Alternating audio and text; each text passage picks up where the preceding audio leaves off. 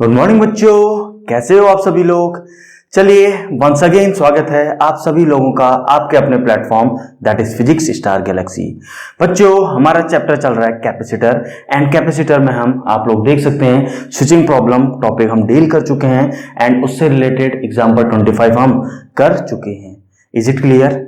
चलिए बच्चों आज का नेक्स्ट टॉपिक की तरफ बढ़ रहे हैं that is the RC circuit. What is that is the register capacitor circuit. देखिए बच्चों आरसी सर्किट जब हमने पहले पढ़ा था तब उस समय हमने देखा था दो सिचुएशन बनती हैं। कौन कौन सी बनती है, one before steady state, second after steady state. ऐसा क्यों हमने वो भी समझा था। तो हमने after steady state means capacitor जब आपका फुल्ली चार्ज हो जाता है वो सारी प्रॉब्लम हम डील कर चुके हैं।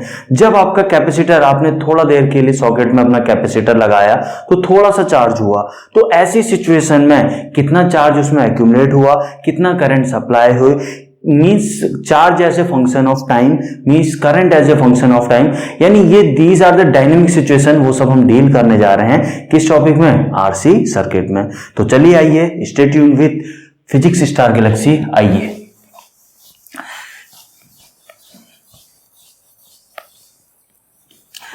आज का topic that is the RC circuit.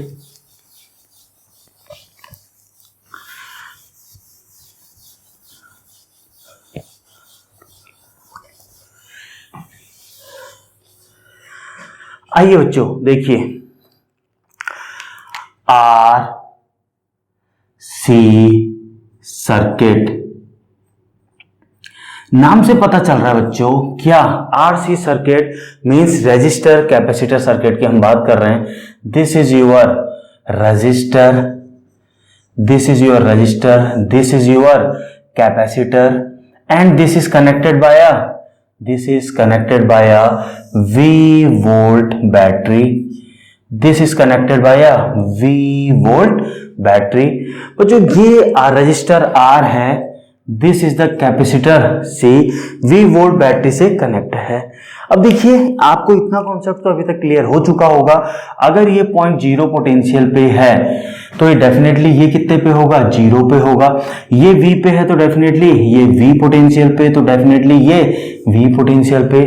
बच्चों ये पॉइंट अगर मैं कोई मार्क करूं इस समय ये कितने पोटेंशियल पे है, जस्ट आपने कैपेसिटर कनेक्ट किया है सर्किट में, बैटरी कनेक्ट किया है, just time t equal to zero की हम बात कर रहे हैं। तो time t equal to zero capacitor क्या था, अनचार्ज था, कोई चार्ज नहीं था, तो यानी उस समय यहाँ पे पोटेंशियल कितना, जीरो।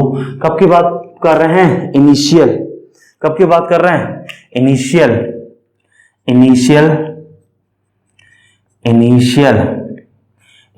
सिचुएशन की बात कर रहे हैं।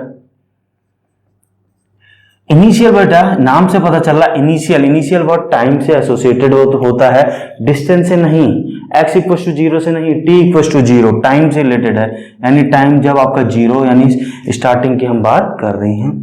बच्चों ये तो स्टार्टिंग की बात थी। आफ्टर टाइम t यानी आफ्टर सम टाइम की हम अगर हम बात कर रहे हैं तो सर्किट की सिचुएशन क्या होगी, आइए देखिए। ये आपका रजिस्टर, ये आपका again capacitor and this is the battery V, this is the battery V and this is the situation. एक काम करते हैं, आइए स्टार्टिंग में क्या है, ये सर्किट आपका कुछ ऐसा होगा क्योंकि अभी ये कनेक्टेड नहीं है। Time t equal to zero पे आप इसको क्या करेंगे, क्या है, time t equal to zero की सिचुएशन है। अभी ये क्या है, अभी आपने कंप्लीट सर्किट नहीं किया है, स्विच ऑन नहीं किया है। अब आपने स्विच ऑन कर दिया तो कंप्लीट सर्किट आपका कुछ ऐसे ही बन गया। This is the register R।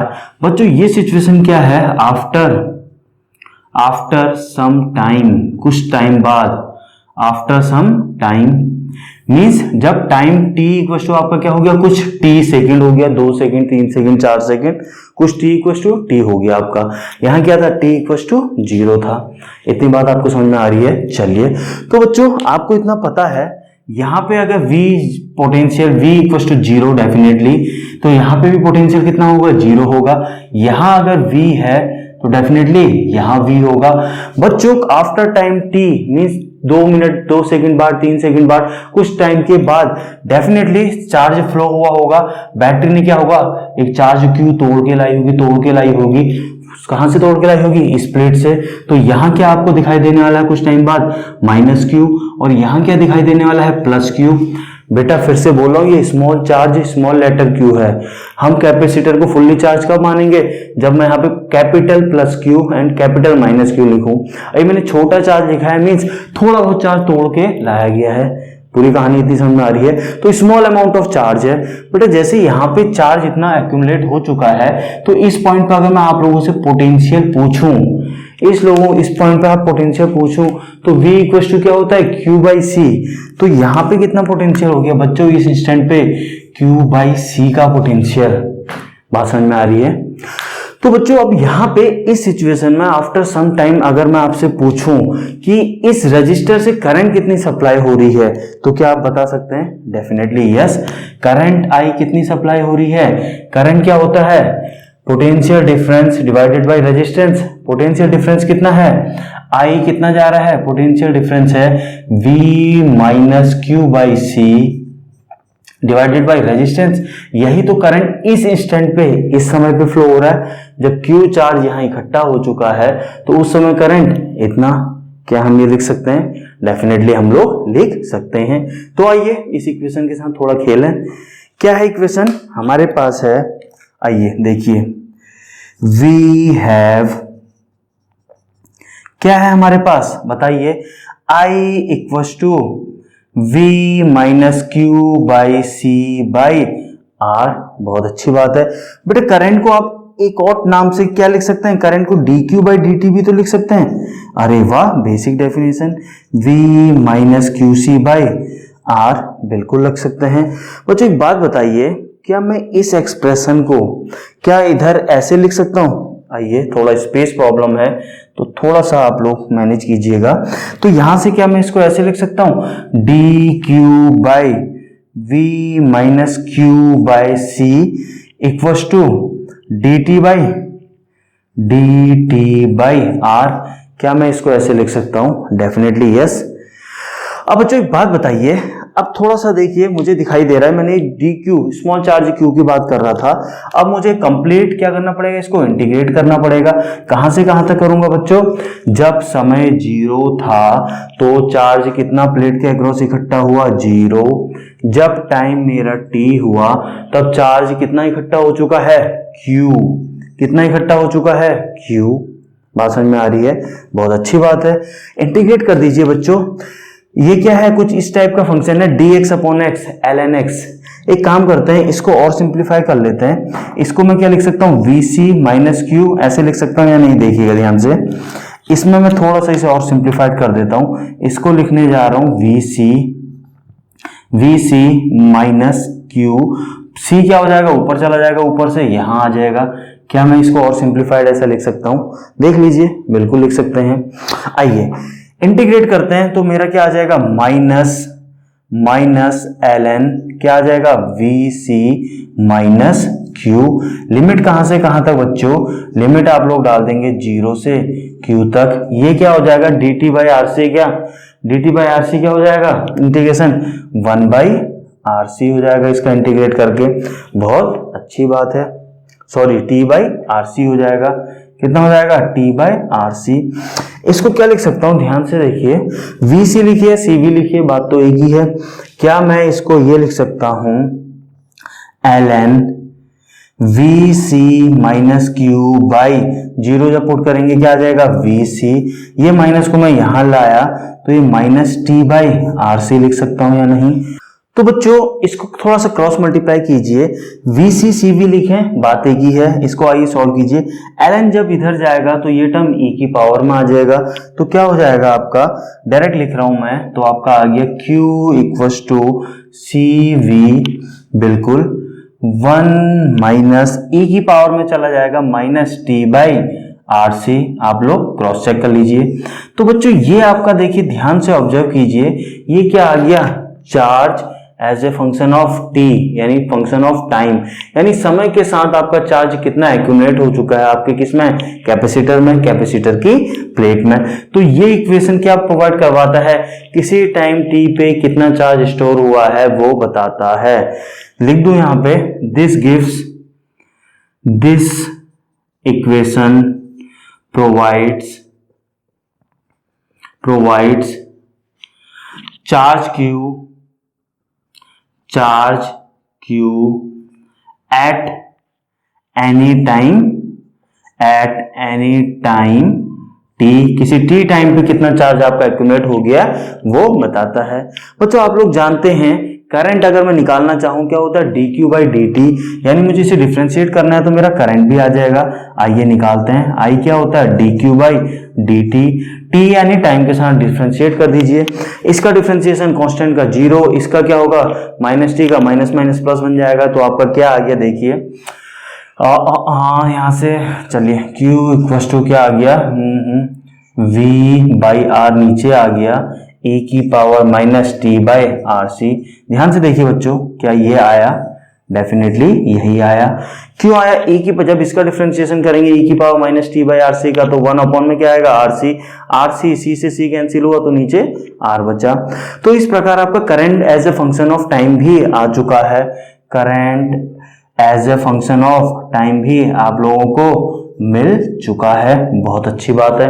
यानी समय के साथ कितना समय, देखिए आपको पता है समय के साथ कैपेसिटर धीरे धीरे फुल्ली चार्ज होने लगता है, करंट सप्लाई धीरे धीरे कम होने लग जाती है। तो समय के साथ करंट कितना घट गया वो आप इस इक्वेशन से निकाल सकते हैं। समय के साथ चार्ज कितना एक्यूमुलेट हो गया वो आप इस इक्वेशन से निकाल सकते हैं।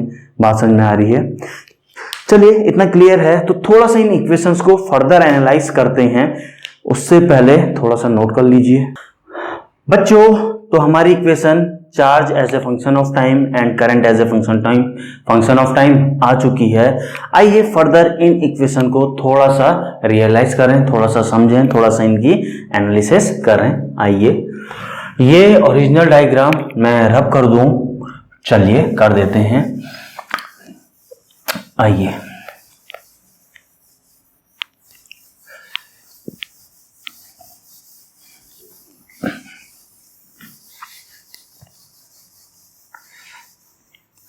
देखिए बच्चों समझिए, हमारे पास इक्वेशन, ये दो इक्वेशन आ चुकी हैं। आइए स्टडी करते हैं समय शुरू पे, यानी जब पहला डायग्राम था टाइम 0 पे क्या सिचुएशन है, टाइम इनफाइनाइट पे क्या सिचुएशन है, आइए समझते हैं। आइए देखिए एट कब, एट t इक्वल टू 0, यानी स्टार्टिंग की बात कर रहा है जब टाइम 0 था। बेटा जब टाइम 0 था तो उस समय चार्ज देखिए t इक्वल टू 0 पुट कीजिए, e की पावर 0 1, 1 माइनस 1 0, यानी q इक्वल टू 0। जब टाइम 0 था चार्ज आपका 0 आया। बता दीजिए उस समय करंट का क्या हाल था, करंट का क्या हाल था, e इक्वल टू 0 पे e की पावर t में 0 रखिए, e की पावर 0 यानी 1, यानी करंट कितना था v बाई आर। बच्चों थोड़ा सा इस इक्वेशन को समझ पा रहे हैं? समझिए जब समय 0 था कैपेसिटर के अक्रॉस, समय 0 यानी स्टार्टिंग, अभी चार्ज, अभी आपने कैपेसिटर कनेक्ट किया है तो कैपेसिटर में 0 चार्ज अभी तो लगाया है, अभी तो चार्ज थोड़ा आ जाएगा। तो शुरू में चार्ज कैपेसिटर में 0 था, उस समय करंट की सप्लाई मैक्सिमम कितनी v बाई आर। आइए बात करते हैं at t equal to infinite time, यानी इनफाइनाइट की स्टडी करते हैं। जब इनफाइनाइट डालिए यहाँ पे t की में इनफाइनाइट, e की पावर माइनस इनफाइनाइट, e की पावर माइनस इनफाइनाइट, 1 अपॉन में e की पावर इनफाइनाइट। e की वैल्यू क्या होती है बेटा 2.7, तो 1 अपॉन e की पावर इनफाइनाइट मतलब 1 अपॉन बहुत बड़ा, तो 1 अपॉन बहुत बड़ा मतलब टोटल, 1 अपॉन बहुत बड़ा मतलब टोटल 0, तो 1 माइनस 0 यानी क्या CV। तो उस समय आपका चार्ज कितना हुआ इनफाइनाइट टाइम पे, चार्ज स्टोर हो गया CV जो कि मैक्सिमम अमाउंट है, Q इक्वल टू उसकी कैपेसिटेंस और कितने वोल्टेज पे लगाया है, यानी Q इक्वल टू ये मैक्सिमम चार्ज हो चुका है। करंट की बात करें अगेन e की पावर माइनस इंफिनिटी यानी 2.7 की पावर माइनस इंफिनिटी, तो 1 अपॉन 2.7 की पावर इंफिनिटी, 1 अपॉन बहुत बड़ा यानी 0, तो करंट कितना 0। काफी बच्चों को तो क्या चल रहा है समझ ही नहीं आ रहा है। देखिए बच्चों क्या बोल रहा हूं मैं, e की पावर, ये वाला टर्म छोड़िए, e की पावर माइनस इंफिनिटी, यहां देखिए current equal to v by r, e की पावर माइनस इंफिनिटी। क्या मैं इसको ऐसे लिख सकता हूं, v बाई आर को छोड़िए 1 अपॉन e की पावर इंफिनिटी, 1 अपॉन ई क्या होता है 2.7 की पावर इंफिनिटी। अरे 2.7 की पावर 100 करोगे ना वही बहुत ज्यादा होता है, ये तो ई की पावर इंफिनिटी है। यानी ये 1 अपॉन ई की पावर इंफिनिटी, 1 अपॉन बहुत बड़ा, 1 अपॉन में बहुत बड़ा, 1 अपॉन में बहुत बड़ा 10 टू द पावर 8 मान लीजिए। यानी ये इसकी वैल्यू कितनी आएगी 0.000, बहुत ही छोटी, यानी टेंस टू 0। तो वही बोल रहा हूँ 1 अपॉन बहुत बड़ा, यानी ये पूरा का पूरा 0 हो गया, 0 इंटू समथिंग 0। तो मैंने आई इक्वल टू क्या लिख दिया आप लोगों के लिए 0। क्या आप लोगों को इतनी बात समझ में आई या नहीं आई? तो बच्चों समझिए इनफाइनाइट टाइम पे आपका कैपेसिटर चार्ज होता है fully charge QC, fully charge क्या CV equal to CV, and उस समय सप्लाई आपकी क्या हो जाती है, करंट सप्लाई 0 हो जाती है। क्यों हो जाती है? कैपेसिटर फुल्ली चार्ज हो गया तो कैपिटल क्यू बाई सी आ गया, और वहां पे आपका V और कैपिटल क्यू बाई सी यानी सेम पोटेंशियल पे V equal to capital Q by C. तो ये और ये पोटेंशियल सेम, जब डिफरेंस ही नहीं है पोटेंशियल पे तो करंट कहां फ्लो होगा? क्या आपको इतनी बात समझ में आ रही है? तो इस प्रकार आपका current 0।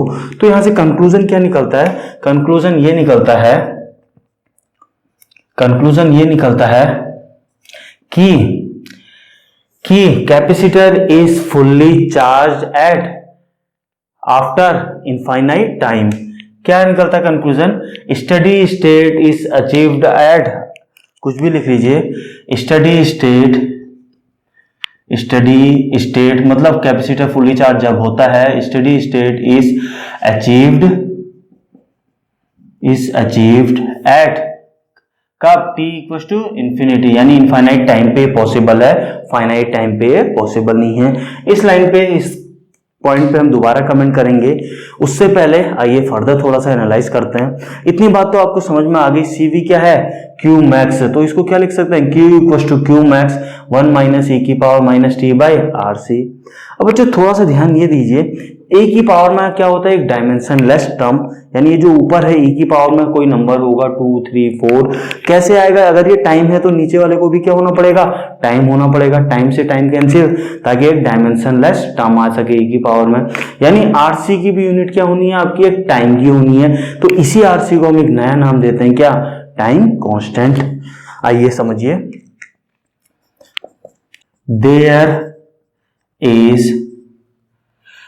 there should be dimensionless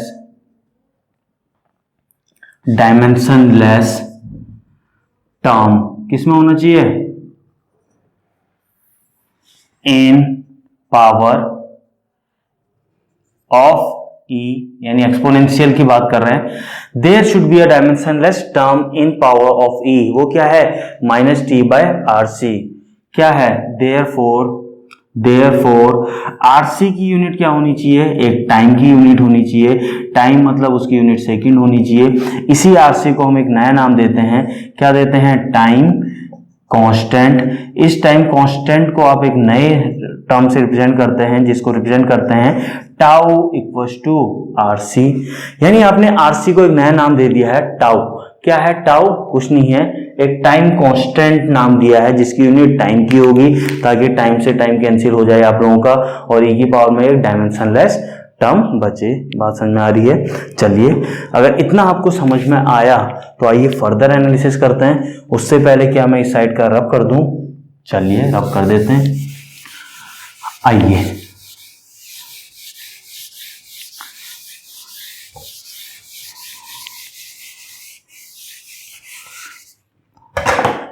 देखिए बच्चों, आपका आरसी ये आ गया है, तो अब बता दीजिए क्यू की इक्वेशन। देयरफॉर क्यू को मैं क्या लिख सकता हूं? Q equal to Q max. याद कीजिए q equal to CV, CV को मैंने लिख दिया 1 माइनस ई की power minus t by RC, RC को मैंने क्या नाम दे दिया? टाउ। अरे वाह, मेरी इक्वेशन क्या इस फॉर्मेट में आ चुकी है। सिमिलरली आपके करंट की वैल्यू क्या थी? I equal to v by r, जिसको हम क्या लिख सकते हैं? आई मैक्स ई की power minus t by tau. अरे वाह बच्चों, ये आपकी कुछ स्टैंडर्ड इक्वेशन आ चुकी हैं। आइए इन इक्वेशन की फर्दर एनालिसिस हम लोग करते हैं। चलिए देखिए, टाउ क्या है? टाइम कांस्टेंट है, ऑलरेडी एक्सप्लेन कर चुका हूं। आइए थोड़ा सा समझते हैं, लेट एक एग्जांपल से समझते हैं। चलिए एग्जांपल, लेट आपको दिया है क्या, टाइम आपसे कैलकुलेशन कर दो कह रहा है चार्ज की और करंट की, जब आपका टाइम क्या हुआ है, जब t इक्वल टू 1 टाउ के बराबर हो जाए, जब आपका t टाइम एक 1 टाउ यानी 1 टाइम कांस्टेंट के बराबर हो जाए, उस समय आप थोड़ा सा कैलकुलेशन कर लो बोल रहा है। तो आइए सुन लेते हैं इनकी भी। तो ये एग्जांपल के अकॉर्डिंग तो मेरा q क्या आ जाएगा बच्चों, यहाँ पे t की जगह 1t रखोगे, t की जगह क्या रखोगे 1 टाउ रखोगे, तो 1 से 1 कैंसिल हो चुका है, e की पावर -1। आइए देखिए क्या हो जाएगा, q equal to Q max 1 minus e की पावर -1। बच्चों e की पावर -1 इसको क्या लिख सकता हूं मैं, q मैक्स 1 क्या हो जाएगा, e -1 बाई ई हो जाएगा या नहीं, या ये भी नहीं समझ में आ रहा है। e होता है 2.7, 2.7 माइनस 1 1.7, 1.7 डिवाइडेड बाई 2.7, तो आपका जो ये निकल के आ रहा है कैलकुलेट आप कर लीजिए 63% मीन्स 0.63 टाइम्स q मैक्स। इसका मतलब समझिए बच्चों, इसका मतलब समझिए, ये क्या हुआ, इतना हो चुका है जब आपका 1 टाउ टाइम लिया। वैसे करंट की अगर हम बात करें, ये तो आपने क्या निकाला चार्ज। अगर हम करंट की बात करें तो बच्चों क्या हो जाएगा, आई मैक्स क्या हो जाएगा, e की पावर -1 1 बाई ई 1 बाई 2.7, लगभग 1/2 क्या होता है 50%, लगभग आपका 37, तो आपका क्या आ गया 0.37 आई मैक्स, यानी मैक्सिमम करंट का 37% आपकी सप्लाई हो रही है जब टाइम आपने क्या लिया 1 टाउ लिया। बात समझ में आ रही है। अब यहां से कंक्लूजन क्या निकल के आ रहा है, कंक्लूजन ये निकल के आ रहा है कि अगर हम ग्राफ प्लॉट करें, चलिए ग्राफ से समझाते हैं इन इक्वेशन को, थोड़ा सा further analyse with the help of graph करते हैं, पहले इतना नोट कीजिए। आइए बच्चों देखिए इधर समझते हैं, आइए थोड़ा सा ग्राफ देखते हैं इन इक्वेशंस का। ग्राफ देखिए कैसा बनेगा, ये charge as a function of time का हम ग्राफ बना रहे हैं, वो पहली इक्वेशन आप देख रहे हैं उसका ग्राफ बना रहे हैं, charge as a function of time t, charge यानी q as a function of time t, और दूसरा एक और ग्राफ बना लेते हैं, चलिए किसका, करंट का, current as a function of time t, current as a function of time t। आइए देखिए q as a function of, देखिए एक्सपोनेंशियल ग्राफ बनने जा रहा है, कैसा एक्सपोनेंशियल ग्राफ बनने जा रहा है, तो देख के समझ में आ रहा है कुछ ऐसा एक्सपोनेंशियल आपका ग्राफ बनने जा रहा है।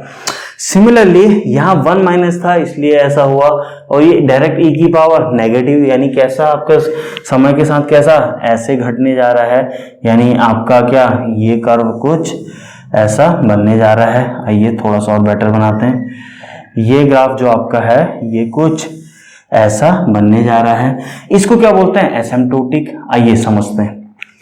तो बच्चों ये क्या है सिचुएशन, ये वो सिचुएशन है जब आपका कैपेसिटर आपका इनफाइनाइट टाइम बाद क्या हो चुका है, ये मैक्सिमम चार्ज हो चुका है। कितना मैक्सिमम चार्ज हो चुका है ये आपको पता है, Q इक्वल टू इस पॉइंट पे क्या होता है CV, यानी मैक्सिमम चार्ज हो चुका है। क्या आपको इतनी बात समझ में आ रही है। अब देखिए वैसे ही यहाँ पे ये क्या मैक्सिमम अमाउंट ऑफ करंट, जब समय 0 था उस समय करंट मैक्सिमम था, जब समय 0 था, और यहाँ क्या जब समय 0 था उस समय चार्ज 0, जब समय काफी इतना बड़ा तो अब चार्ज यहाँ पहुंच गया यानी CV पहुंच चुका है। तो यहाँ पे क्या है, ये पॉइंट क्या है आपका, ये पॉइंट दिखा रहा है मैक्सिमम अमाउंट ऑफ करंट जो कि क्या है V/R, जो कि क्या है V/R। अब बात करते हैं इस ग्राफ की, हमने क्या बोला इस ग्राफ की हम एनालिसिस करने जा रहे हैं जब आपका क्या t इक्वल टू क्या है 1 टाउ, यानी 1 टाउ पे हम इसकी एनालिसिस करने जा रहे हैं। क्यों कर रहे हैं, ताकि हम वहां से कुछ चीजें इंटरप्रेट कर सकें, कुछ चीजें समझ सकें, कुछ कंक्लूजन वहां से निकाल सकें। तो आइए t इक्वल टू 1 टाउ यानी लगभग मीन्स मान लेते हैं t इक्वल टू 1 टाउ लगभग यहाँ पे है, अगर ये क्या है t इक्वल टू 1 टाउ, तो डेफिनेटली ये भी क्या होगा t इक्वल टू 1 टाउ, यही होगा t इक्वल टू 1 टाउ। बहुत अच्छी बात है। चलिए बहुत अच्छी बात है। चलिए अब देखिए समझिए, जब आपका टाइम 1 टाउ आपने लिया उस समय आपका कितना चार्ज हुआ है, इतना हुआ है। और ये अमाउंट कितना है बच्चों, ये अमाउंट है आपका, अभी तो कैलकुलेट किया 63%, मैक्सिमम का 63%, यानी मैक्सिमम कितना है आपका जी, मैक्सिमम है CV, उसका 63% चार्ज हुआ है। करंट बात करें तो 37%, यानी 1 टाउ पे करंट कितना है 37%, मतलब कितना मैक्सिमम का 0.37 V/R। V/R क्या है, मैक्सिमम का। क्या आपको इतनी बात समझ में आ रही है? कुछ कंक्लूजन निकाल पा रहे हैं? कंक्लूजन आइए निकालते हैं इस ग्राफ को देख के। कंक्लूजन बच्चों ये निकल रहा है, आइए देखिए, लगभग मैंने आधा ग्राफ लिया, आधे ग्राफ में देखिए यहां से यहां तक 2 हिस्सों में लगभग मैंने डिवाइड किया है। 1 टाउ में देखिए आपका क्या 63% चार्ज हो गया। 63% बहुत होता है, मोर देन 50%, यानी आधे टाइम में 63, बचा हुआ आपका इतना ज्यादा टाइम ले रहा है तब जाके थोड़ा थोड़ा थोड़ा हल्का चार्ज हो रहा है। कहने का मतलब है अगर आप चार्ज कर रहे हैं कैपेसिटर को शुरू के आधे टाइम में, शुरू के 1 टाउ टाइम में, शुरू के टाइम में काफी ज्यादा अमाउंट, देखिए ना कितने तेजी से ग्राफ बढ़ रहा है। स्लोप देखिए ऐसे बढ़ा, उसके बाद तो स्लोप धीरे धीरे धीरे धीरे उठ रहा है। स्लोप कितने धीरे धीरे उठ रहा है, यहां देखिए कितने जल्दी उठ गया। क्या आप इतनी बात समझ पा रहे हैं? तो शुरू में आपका क्या है, चार्जिंग काफी फास्ट है, बाद में धीरे धीरे धीरे धीरे स्लो स्लो स्लो करके फुल्ली चार्ज होगा। बात समझ में आ रही है?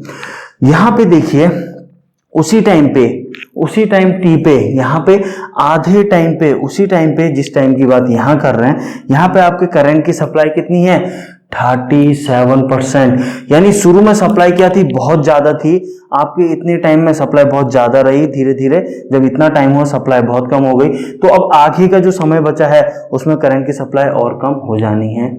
यानी सर्किट में स्टार्टिंग में करंट आपका मैक्सिमम दौड़ रहा है, धारा मैक्सिमम प्रभावित हो रही है, आधे टाइम में बहुत ज्यादा धारा प्रभावित हो रही है 1 टाउ तक। उसके बाद करंट धीरे धीरे धीरे बहुत कम सप्लाई हो रहा है, जिससे चार्ज भी बहुत कम चार्ज हो रहा है कैपेसिटर।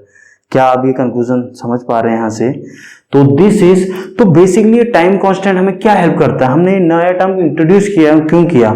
बात ये आती है, हमने नया टर्म इसलिए इंट्रोड्यूस किया बेटा, अभी हमने देखा था क्या टाइम t = इनफाइनाइट पे आपका स्टेडी स्टेट अचीव होती है। Steady state means fully charge होता है जब कैपेसिटर फुल्ली चार्ज इनफाइनाइट में होता है। और आपको पता है ये रियलिटी में अचीव करना बड़ा मुश्किल काम है।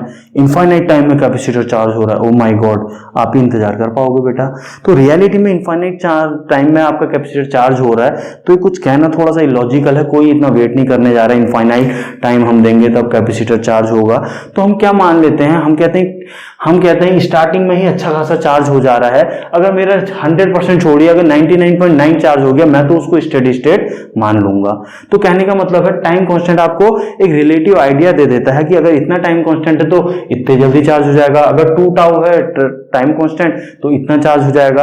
अगर 99.9 करना है तो टाइम कांस्टेंट इतना होना चाहिए।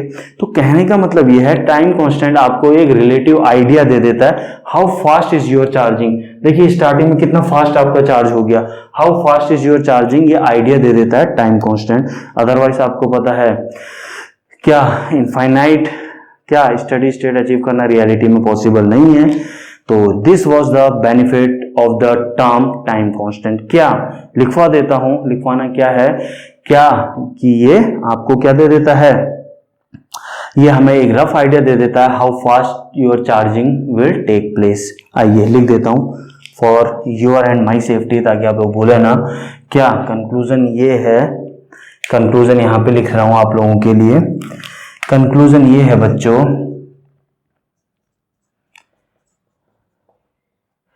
thus टाइम कांस्टेंट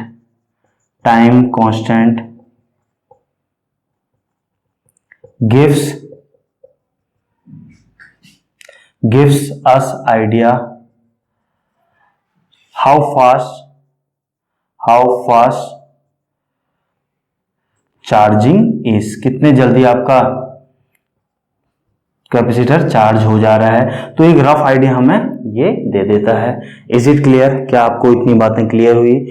अगर आपको ये सब क्लियर हुआ तो कुछ और प्रैक्टिस करें और कॉन्सेप्ट ब्रशअप करें आप लोगों के।